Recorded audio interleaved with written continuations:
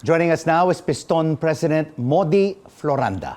Sir Modi, maraming salamat po for joining us on the final word. Ano pong pinag-uusapan ngayon sa Piston ngayong itinaas na ang pamasahe ng piso? Magandang gabi po sa inyo at siyempre sa ating mga taga-subaybay.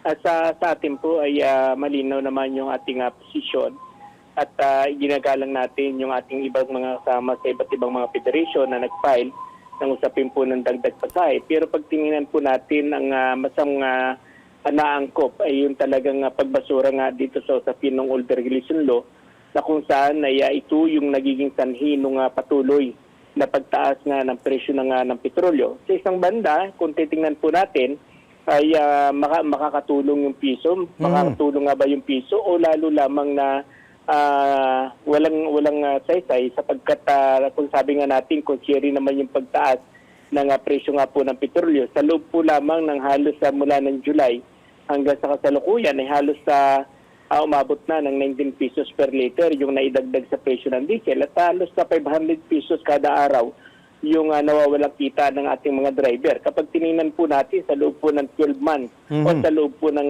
isang buwan, ay halos malutong po na 12,000 direct yung nawalang kita ng mga driver na dapat ito ay nagagamit na doon sa ating pangangailangan ng kanilang pamilya. Pero dahil nga dito, sa patuloy na pagtaas ng presyo ng petrolyo, ito po ay direct na nawala sa hanay po ng mga driver at mga operator. So sinasabi niyo talaga na itong provisional fare hike ng piso hindi talaga sapat kasi nakikita natin na umaakyat ang presyo ng krudo ng 11 linggo. Tuloy-tuloy po ito. Pero of course, pero may petition po para sa isa pang 5 pisong fare hike. Sapat ba rin ba ito?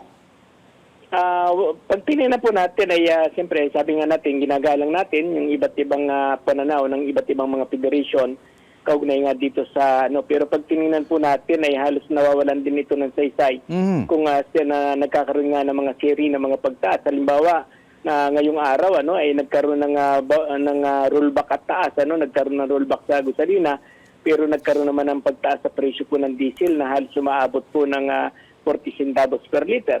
At balita po natin, next week ay magkakaroon uli ng paggalaw yung diesel.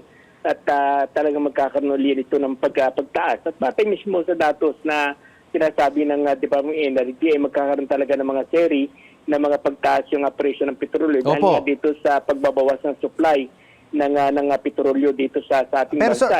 Sir Modi, yung gobyerno naman, tinutulungan bang ating mga transportation drivers?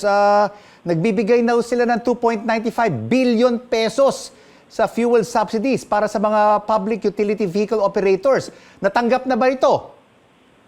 Yung isang naging malaking problema pa rin dito ay dati pa rin problema na kinaharap noon ng mga unang mga nagkaroon ng subsidiya o abyuda sa panahon ng pandemya. Sa ngayon po ay halos minimal pa lamang yung nakakatanggap ng mga ng fuel subsidy.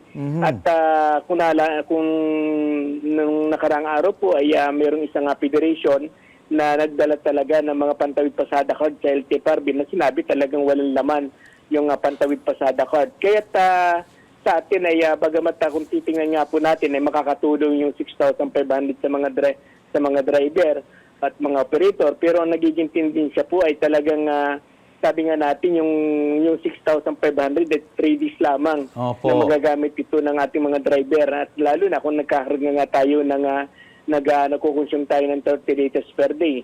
Kaya kung titingnan po natin ay makakatulong, pero sa kalaunan ay hindi rin sapagkat binabawi rin ito ng seri ng mga pagtaas ng presyo ng petrolyo. Sir Modi, hindi ba meron na tayong provisional fare hike na piso, tapos meron pang petition para sa 5 piso. Ano ba yung ideal na fare hike na gusto ng ating mga transport drivers para naman makaahon sila sa kanilang kabuhayan? Sa ngayon po ay hindi tayo makapagano kung magkano ba talaga yung dapat.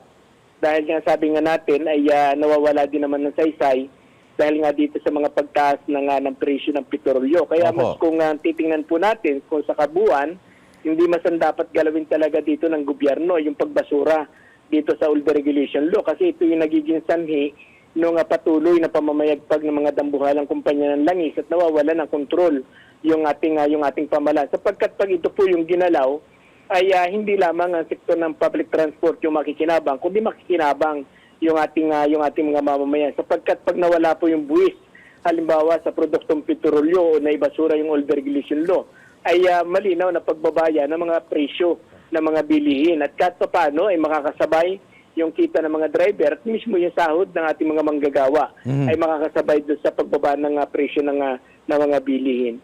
Maraming salamat po sa inyong opinyon, Piston President Modi Floranda.